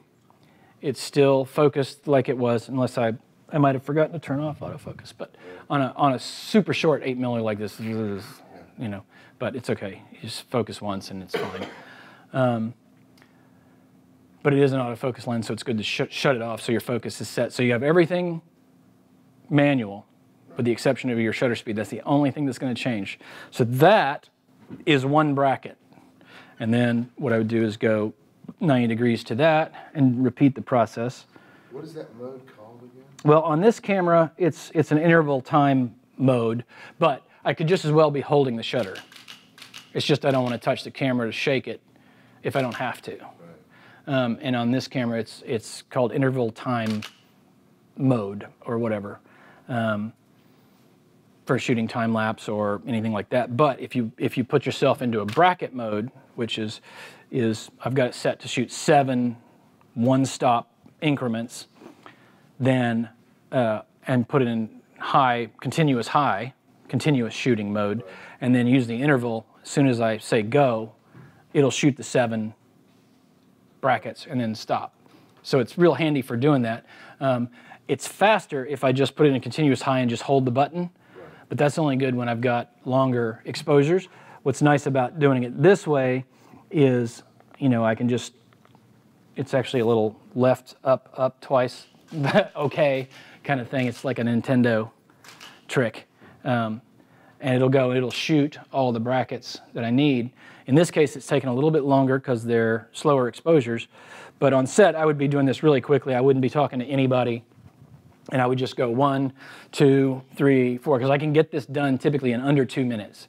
And sometimes even faster, like especially if it's well lit, I can get it done really fast.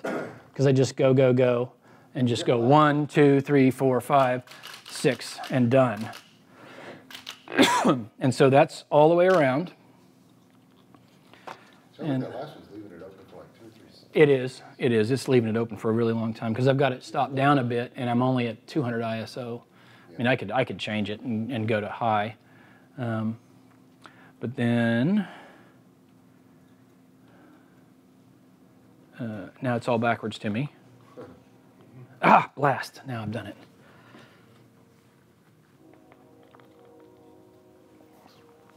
So, and you notice I'm shooting the tripod, and I'll try to not be standing in the image circle when it does it, but because then I have to paint me out.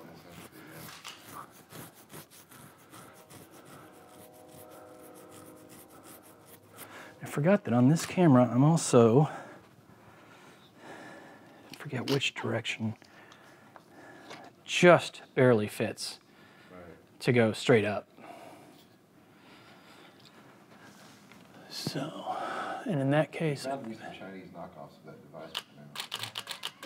and see for this one, I'll just do it by hand.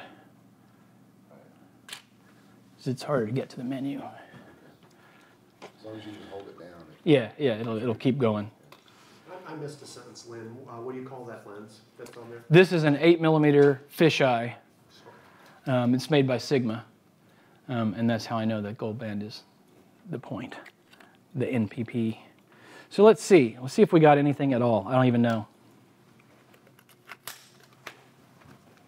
But we can look and see. I don't know if we have time quite to put this all together, but we can see. But that's what you would shoot. So that would be that, and I would take that data back and use it for lighting. Every time they're in a new location or a new shot. Well, when I want to shoot these is a new setup. Like first he was over here, now it's going to be here, now it's going to be over there. I'd shoot. Sure. Okay.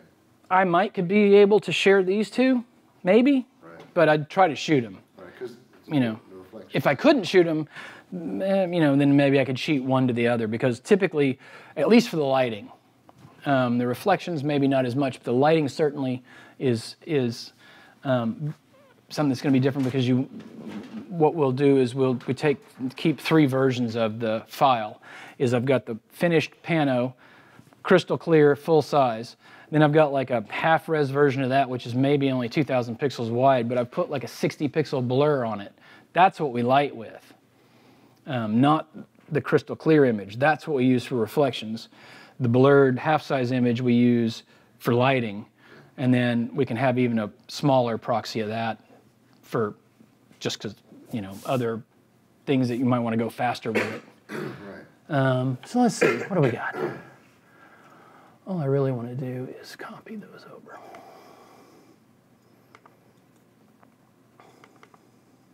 Now, I haven't done this on my laptop, I don't think ever. So let's see how this works out.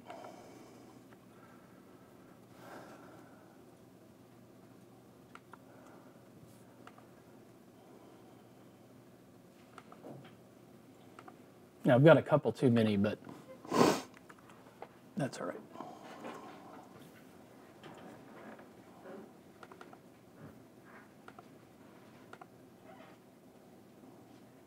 Typically, I would convert these all over to TIFFs. We'll see if our stitching software can read the NEFs.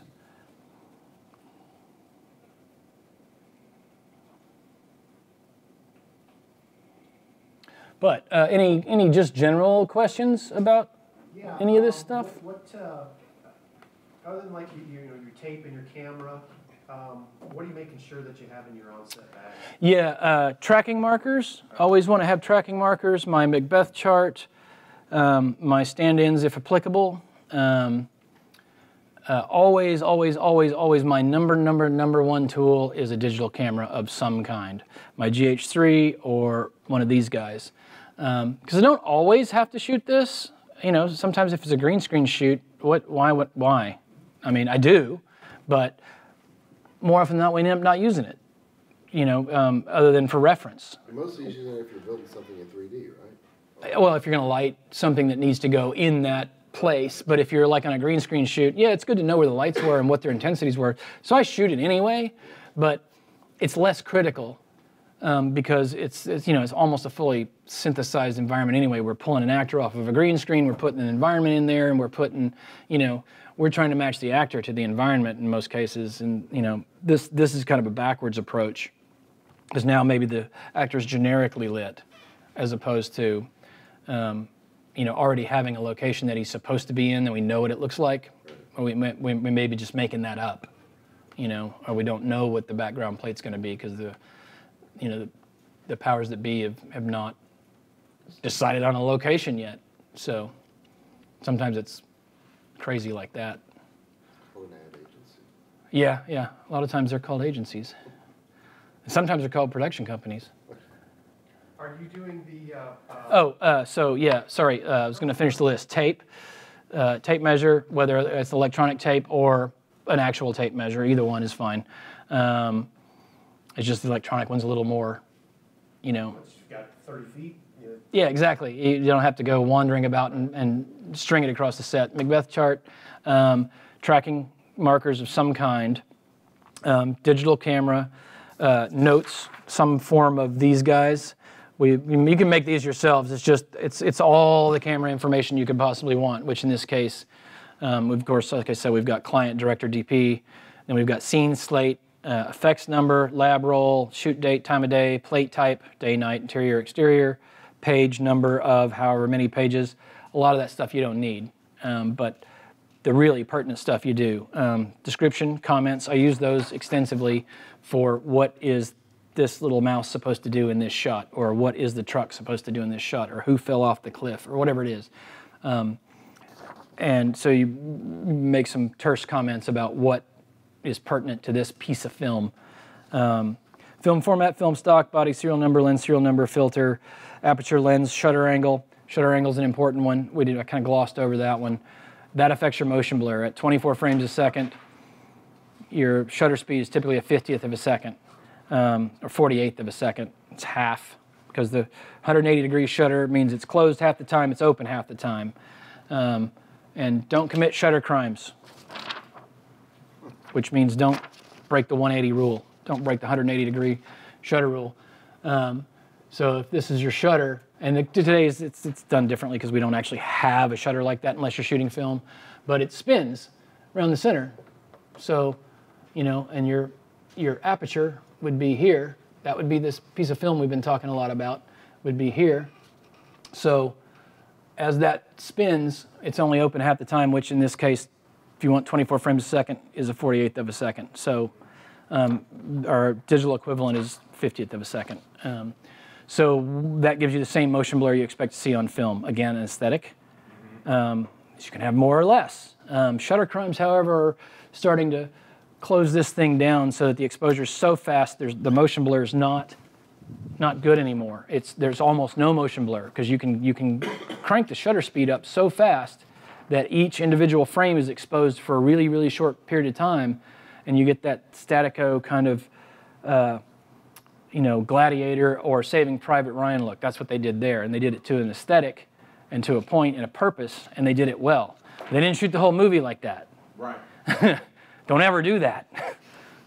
It's bad. Sometimes you can see weird things happening when they're trying to account for lighting situations, that they don't have enough light, or they're trying to sneak a little bit extra stops out. You can adjust that a bit with exposure. But so the reason that's important for you to collect while you're collecting it on set is to match the motion blur, because sometimes they'll do that. We'll go from a 90-degree shutter to a 180-degree shutter, or even a 270-degree shutter, for lighting reasons, because we're trying to change the exposure, given that we can't open the lens or close the lens anymore, or we can't put any more light in. The last thing that we have to work with is the exposure on the shutter speed, which we try to keep the same for as much as possible, or try not to have too many variability in there, but you still get it. So it's another way to control your exposure, so why not use it? So when you're saying, so that's shutter angle. So when you're saying cross the line in terms of the shutter, what exactly do you mean? Well, don't close this down so much that your exposure, where it's like this, don't close the shutter down so much so that your exposure is too short and you don't get a decent amount of motion blur. You get that statico image. So that would be like a 270 or something. Yeah. Something like because it would, now you're only got this much time to expose the frame, so it's really short, as opposed to going the other way. 45 degree would give you much more motion blur, or even 90 degree shutter. This would be a 90 degree shutter here, so that 90 degrees is open. What do you typically do? 180 degrees is what 180 and 90 are really common. Okay. So, like they're trying to maybe protect the highlights, maybe they'll go to a 90 degree shutter and they can't cut the light down anymore. Or do you change that? It can change per frame rate because you'll change your exposure and the amount of light you're using.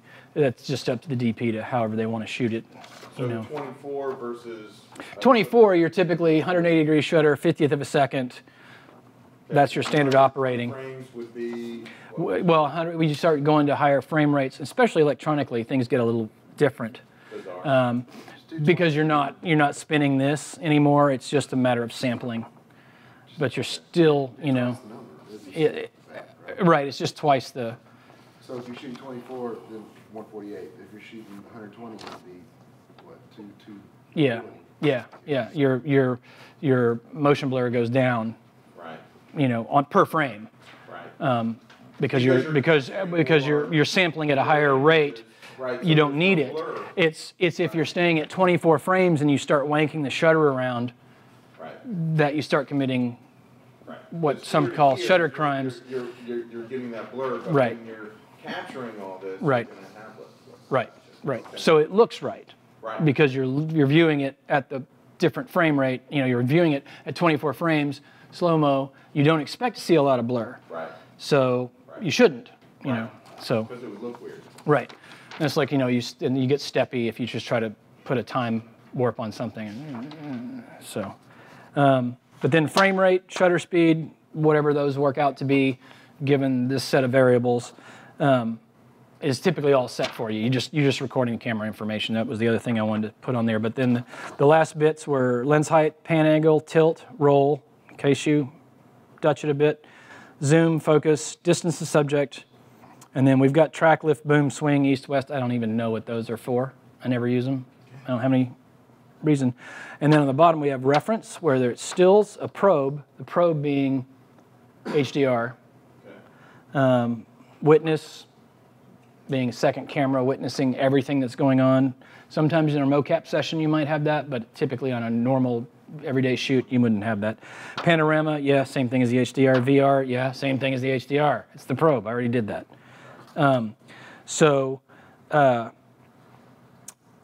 That took place of the shiny metal ball, which, like, Chaz still wants that. Just because. If I could get him the Macbeth chart and the mirror ball with the gray diffuse ball as well, he would take that, because if it's sitting here in that light, he can look at it and go, I can see the reflections and I can see the diffuse values, and fall off, bright side to dark side, etc., color in the shot, in the context of where it's supposed to go. It's just that much more useful. But now I'm asking the shooting crew for just that much more. Right. I'm already doing this, and I'm already slowing them down a little bit. Right. I'm already kind of in their business, even though I'm trying really hard by listening, by paying attention, by being ready, so I can get in, do my thing. Because literally, I don't take more than 2.5 minutes ever to do any of this stuff. Now, the whole thing, taking all the notes all the way through the shot, I'm working the shot through the whole setup, talking to the script supervisor, talking to the AC, talking to the director, to the DP, and just keeping it all sorted. I'm making notes while I'm doing all that. So yeah, maybe we spend 15 minutes, 20 minutes, an hour, whatever, on the shot.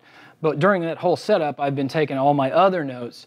But to get in here, because this is the part that gets in their business and slows them down, when I go to do this, like I said, 2 minutes and I'm out. Otherwise, I'm holding them up. If I take 15 minutes to go shoot reference in HD, I can't, they just won't do it.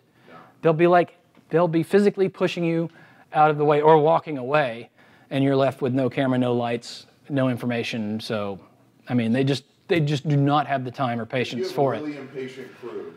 Is the metal and the chrome and the gray sphere faster?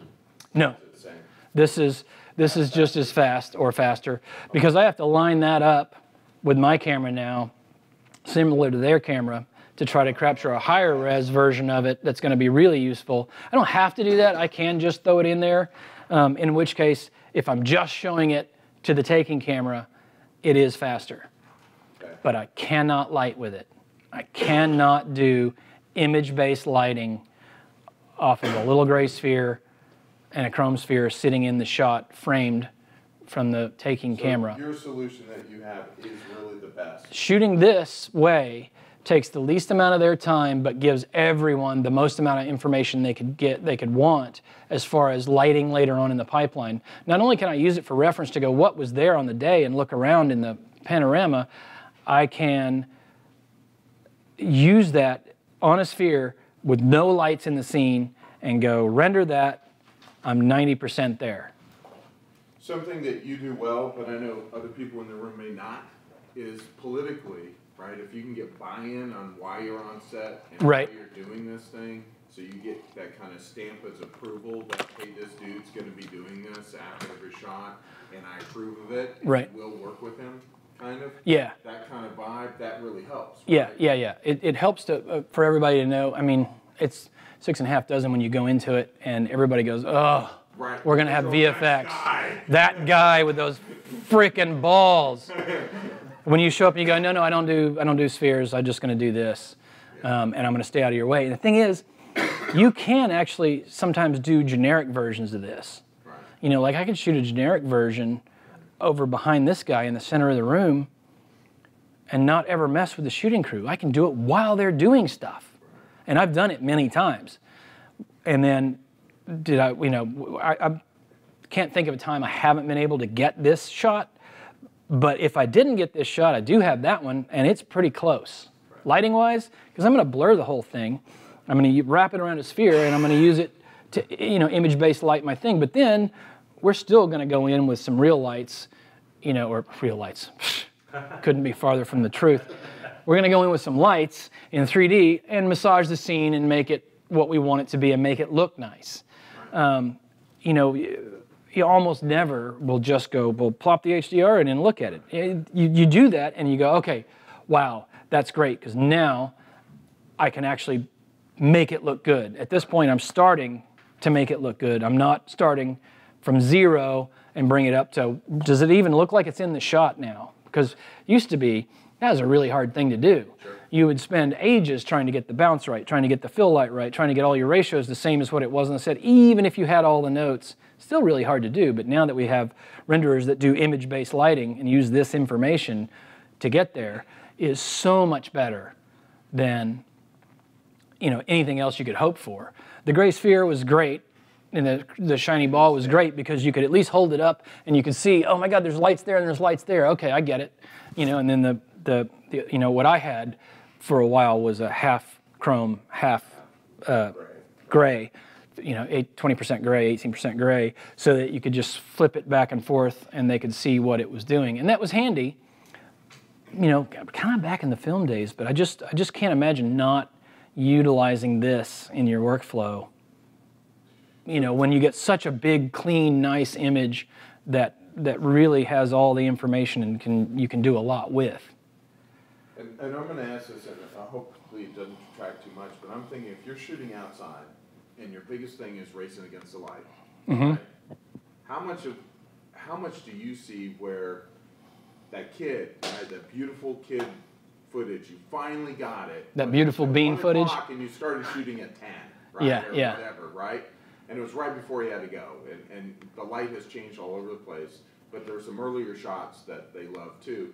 So do your end compositors use that information to try to manipulate the lighting of the footage to match, so it doesn't, is that kind of what they can use this for?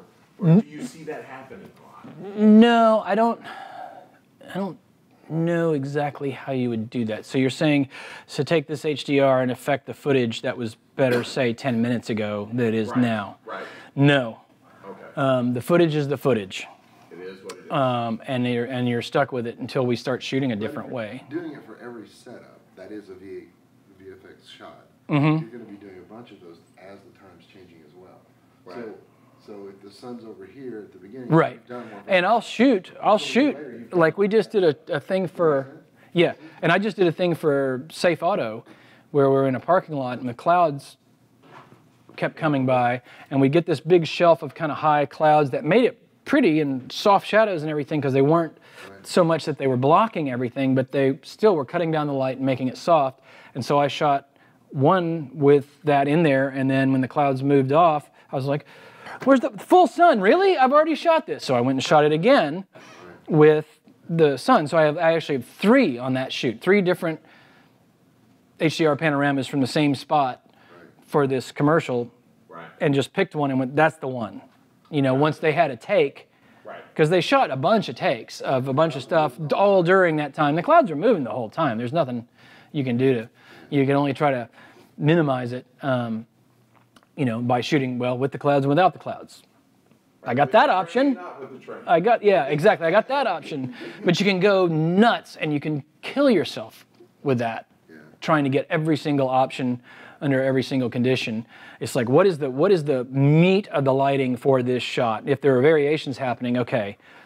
Fact of the matter is I've got 90% of my information. It's that last 10% that maybe it's the ballyhoo spotlights that I'm not going to have in the HDR. And we have experimented with the idea of doing moving HDRs, video, 360 video, because we've got the 360 rig for shooting on the HDGo Pros. So we'll shoot 360-degree video, but it's not HDR. But it is 360-degree video moving in that spot, in that light, so I can use it for reflections. That's cool. You know, you could have so fun with it's that. pretty cool. I just wish I could shoot it as HDR because then you can do whatever you want with the lighting, up and down, left and right, it's pan, spotlights on, off, and I got it. I would love to have that. Maybe. You know? And if you could shoot it one day, the moment they're getting the take. Well, yeah, well, because I could pair it up and put time code on it and just go, well, yeah, it's exactly, that is the take, you know? And we're probably looking at some stuff that is not us.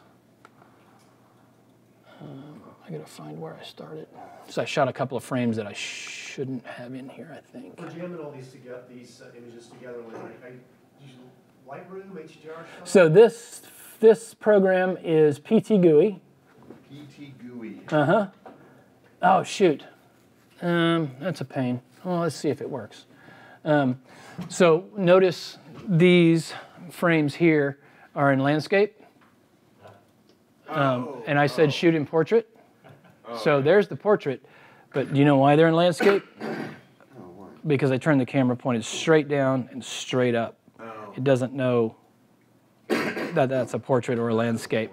So it goes to the default 3x2 landscape mode, right? Because that's typically what you do. Like on most phones or smart devices, you can turn off the switch.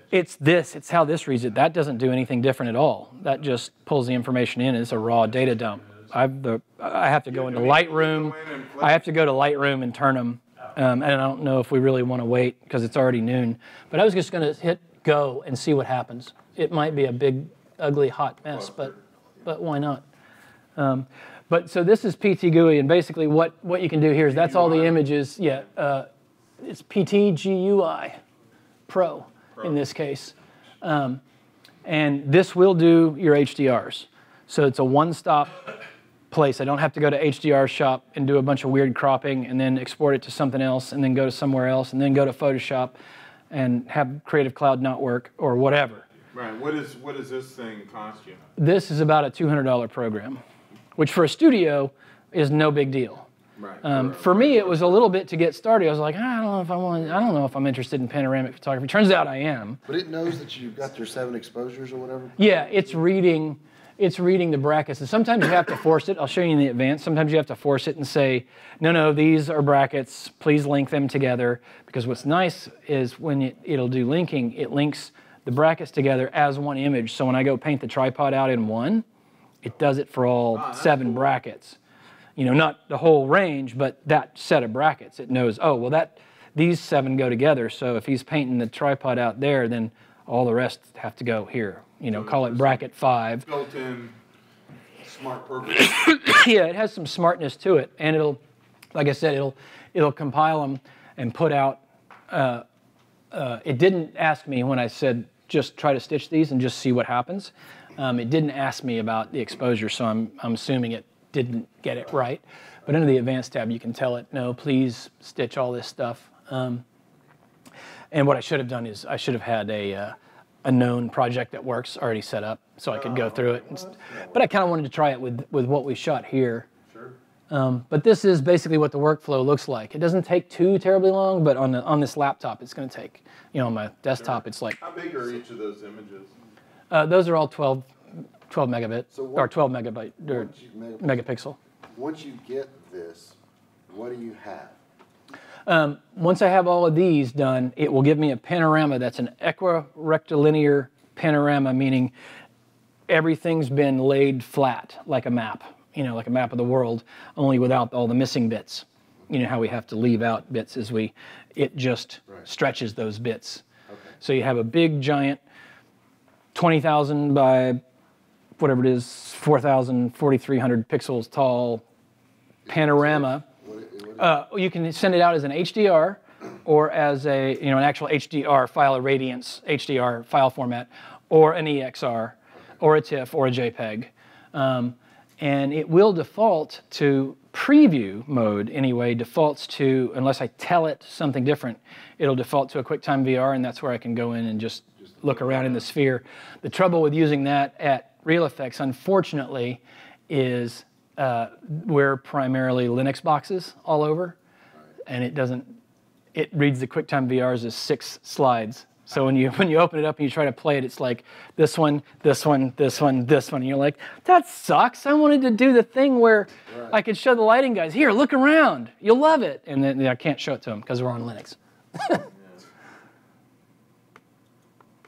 Let's see. Yeah, this one's pretty screwed up, looks like. Pretty wicked looking though, dude.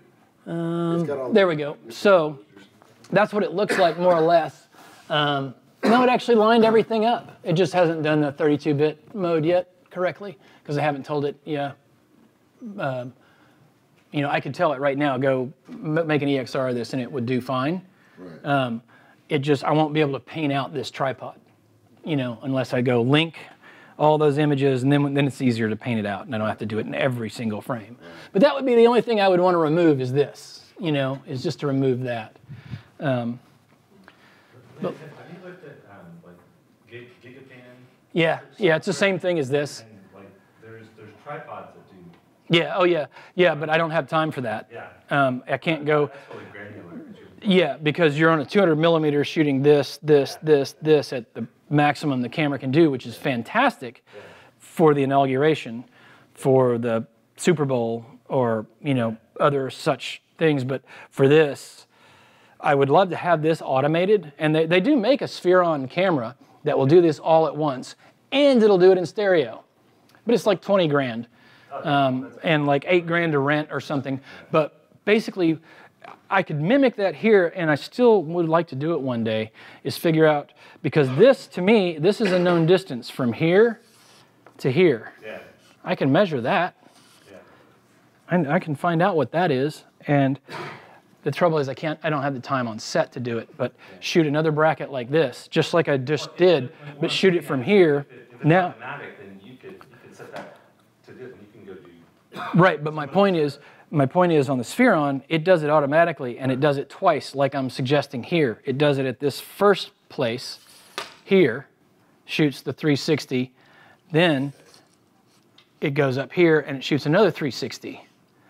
Now, knowing that distance and one other measurement, which it takes on itself anyway by going, well, let's see, how far is that wall away? And it does its little laser pointer and says, oh, it's 4 meters, okay? So now I know this distance, I know that distance, so now I can begin to triangulate. You can calculate any object. How big that is. So you can calculate, I can go over here and click here and go, how long is that? It'll go, that's a 48-inch table. Well, I won't say table, it's not that smart. But you get the point, is you can now have measurements that you don't even have to measure. Right. How is that possible? Science. Exactly. Magic. Math. The stuff I'm not good at. So yeah, so anyway, it's just rethinking because I brought it up. So this would be the thing that you would then save this. That's the last step is and you know, as long as everything went swimmingly and it's stitched and I didn't have like images all up janky like this, which does happen from time to time, and you have to go fix that. But this is a preview image, so never mind this foggy bit or this foggy bit. That's not going to be in the final image. It's going to be fine. So what I would do is I'd just say, okay, write that out as an EXR or an HDR for me, and I've got a full floating point 32-bit file format that will then get mapped onto a sphere, and that becomes the basis for your image-based lighting in your 3D package. Right, and that's essentially your Chrome. Right. So yeah, that's my Chrome sphere. Only it has everything, and it has it in full fidelity, and it has it in 32-bit. It's not just from the video camera of this shiny metal sphere. So you see why I'm more interested in shooting this way. You have 360 degrees of information. Right. At very high res. Yes. Since I'm not a graphics guy, can you explain image-based lighting? So image-based lighting, enable HDR, true HDR. What it does is it takes this information, which, like I said, since I shot so many stops, you saw how they were dark to light, right, each bracket. So I'm trying to keep all that highlight information by shooting, you know, that's what I get from the darks, but as I go up, up, up, I get more of this bleed and this color information here and the bounce from over there. So that all gets compiled into one image that's a high dynamic range image. Okay. Don't let the Radiance HDR file format fool you. HDR is high dynamic range. Right. All of these things that we're talking about, it can be a TIFF, an EXR, or an HDR, .HDR file. Those are all high dynamic range image formats. And you can take that, map this onto a sphere, as it were, that thing. But what's going to happen is the renderer is going to go, okay, you give me an object, here's my geometry, you said it's here, and what I'm going to do is cast a ray to this object and go, okay, what is that reflecting? Okay, I go up there, and it goes, well, it's at that point, and it's looking at a sphere of this image now, and it says, so at that point, the brightness is such, given what it's getting from the HDR. It's reading the image value, the image pixel values there, which can go quite high. Right. And it will then calculate, well, what does that mean to this surface? Because this surface is rough, it's got this much reflectivity, it's got this much specular, it's got this much diffuse, you know, whatever your shader in your 3D package is describing as a surface. Okay. It's now using that light, the color and the intensity, to light this object, as if it was sitting here with all of this illuminating it. So you get really, really close results to something that looks like it's sitting in the scene way faster than any other way of doing it. So that's an image-based pipeline. And a number of renderers can do it, and they do it in different ways. There's all kind of different math and different pipelines to kind of make that work, but this is kind of the basic way that we use it. We use Arnold and RenderMan.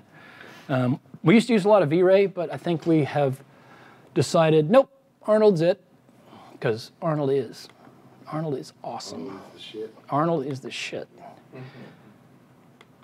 So here's where I can write it out to whatever. This is the LDR format, low dynamic range format. I can write JPEGs, TIFFs, PSD, whatever. And then in the HDR, I can write, you know, EXR or HDR or whatever. And it'll do both at the same time. And that's the maximum for that, because that's a reasonably small. And there's all kind of settings in here that this would just be something that you would want to do an entire class on actually stitching. Right. If we were to do something, it would be its whole own thing that you'd really want to do, because it is there's quite a lot to know to properly drive this day to day. It's not hard, and there's not much to it. I've gone through the basics. But when you have things go wrong and things don't line up and you can't figure out why your exposures aren't right, that's where it's Well, you know where you'd want to do a whole class on what this. you said, and Eric and I were having this discussion earlier, is there's so much stuff in what we do, and then you throw in this bit of software, and there's so many things and all this stuff that people who aren't in this world have zero idea. They do not know what it takes Right. to do this. To do this and do it right. Right, right. So I guess kind of to wrap up some of, while this is kind of going, some of like what we use a lot of is we use other services, other companies that have designed themselves to be roto and tracking. Right. Because that's a whole thing that has to be tackled on almost every job, and it's got to be done right and quickly. And you can do that yourself in your own studio. We choose not to. We choose to farm it out to us, to outsource it. Yeah. And what's amazing about that is we send it off today, and tomorrow I have a track back. It's like, because they're either in India or Shanghai, or either in India or Shanghai or wherever. Yeah. And there's like some American-based front company that whatever. Sure. And people working on every frame. Well, no, they're like 1-to-1 for the most part. But they're doing this for us and that company and that company and that company and ILM and Digital Domain and everybody else. Even though they have all their own tracking tools, I doubt they track every single frame that comes in their door. I bet they send some stuff out. So these guys have made a business model, like Yannick's is another one in Budapest. I see their ad in CFX all the time. I don't know who they really, where they. I think it's like in Budapest or Germany or something. But there's other companies that do this, and we've used some that we're using a company right now on some things that are in. Oh, I can't remember the location now, but it was an odd location. You're like, really?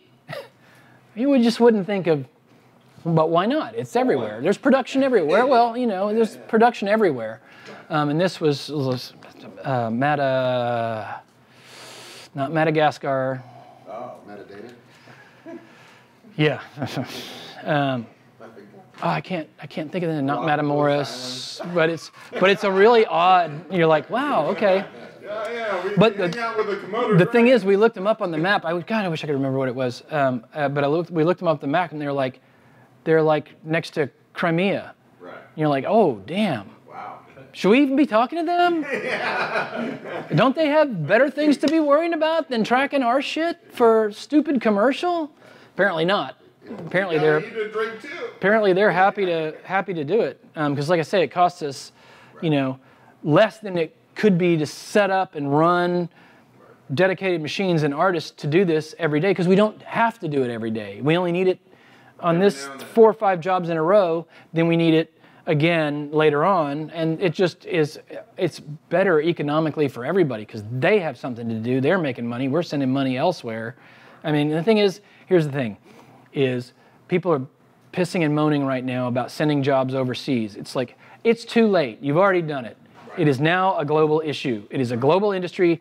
Deal with it. Yeah. Well, the internet has there is nothing to be saved or salvaged at this point. The cat's out of the bag. People know how to do this stuff, and they're doing it. Yeah. And you can't knock them for having a lower price than you can because they can. It's economics, and it sucks, but Hollywood has been up in arms recently about it, and it's like, oh, woe is us. It's like, woe is you for the last 85 years? Yeah, what? Yeah. Woe is nobody. You didn't change. Yeah. You didn't get with the game fast enough. Right. The economy changed, the global way we do things changed, they didn't. Or at least not enough. So now they're snapping to it, and they're like, oh, well, we're building facilities all over the place. And now we have a 24-hour clock on any production. Any big production that goes on now, it's a 24-hour clock. So, work moves from the West Coast, LA, and San Francisco, from ILM to their Singapore offices, to their European offices, and back. And it's always going. It's a constant churn. It never stops. That's what I've heard is the new world. That is the new world, and that is the new world workforce. And it's whatever. It's fine. I'll take my 8 here. 14 hours of work have been done by the time you come back. Mm-hmm. Right. Yeah, and that's how we get some of the tracking done. We have tracking software, and we will do shots ourselves, especially when we have some silly one-off shot that we're like, I think we need to actually do a 3D track of this one when we were planning on a 2D. We'll do it ourselves. Or R&D. Or I'll do it in Nuke. I mean, because Nuke has a great 3D tracker. So why not? And that's the other place we'll get nodes. To answer your earlier question, is if we have a service do it, they will then, the only thing we request back from them is give us your lens distortion node. Because we'll shoot the charts, send them the charts and the footage, say deal with it. We used to do it all ourselves, prep the footage, crop it, undistort it, get it ready, and send it out because we were paranoid about what are we going to get back, do we have control over it, et cetera, et cetera, et cetera. But we decided to test it and just send them everything, send them all the data, and have them send us back a ready 3D scene. And it's fine, as fine as anything else that you send out and get back and go, oh, that's wrong, try again. Understand the, would have expected, as far as, sending out your roto or something. But as far as sending out your match moves or your object tracking or stuff like that, Jesus Christ, okay. Oh, yeah. Oh, my God. And they're good. They're amazingly good. If that's your thing that you are focusing on, yeah. Yeah. Better be good. Yeah, exactly. And that's what they've done is they're like, we focus on those utility tasks that we can hire a bunch of people to do because we got lots of people. So the old software that you do have laying around that you do use for the one-offs, match it? No, we have Synthize and we have, I think we have a cut of Buju. Really? But primarily, if I'm doing it, I'm using Nuke. Okay. Synthize is good, but it's only on a couple of boxes. Okay. Because of the licensing schemes. We don't have a free and open and wonderful network license for every piece of software on earth because not everybody makes it that way, and it's frustrating. Yeah. Because you'd like, I just want to put a file somewhere, and I don't care if I can only run one instance of it, throughout the network. But for God's sake, don't make me deal with licensing on every single machine that I put it on. Oh my God. The good thing about what Adobe is doing with the Creative Cloud, other than it being down? Other than it being down, right? And it's going to work through, man. This is the way the world's going. Oh yeah, far and away. I do think what's going to happen is you'll be able to transition your license. Yeah, I think so too. Machines and other things a lot easier than you had to do. Much like you do with right now, for Apple, you have basically one account, your email. Well, if you buy a new phone, you get your new hardware. Right. You say, hey, this is all my stuff. Boom. Right, but I mean, I buy stuff for whatever through the Apple Store, through iTunes, through whatever, through Netflix, Apple TV, but one account. That all goes through one account. That's right. And it almost always seems to work. Right. Yeah, no, it's still transitioning. Yeah, and I think it'll go there. Like you said, you'll just have an account for everybody, and there's certainly, PayPal already shows us it's going to be you're going to have some Uber account way of doing things that's going to become you to the rest of the world more than you are you. Or you say, I rent it for a week. Right? Yeah, but that'll still be that account. You'll still have the J-Shoe thing, whether it's an avatar or it's an online presence or what is it. It is your everything. It's how you buy and interact and pay bills, and so it'll be how you do everything. It'll be one thing. Well, Lyn, anybody else have one last pressing question? I was hoping this would finish so we could look at it, but we'll see. Well, that's okay. We're almost there. Anybody have one last pressing question before you have to? Any burning questions? Desire? I don't do desires, but I do questions. Real quickly, why don't we give Lyn first a huge round of applause?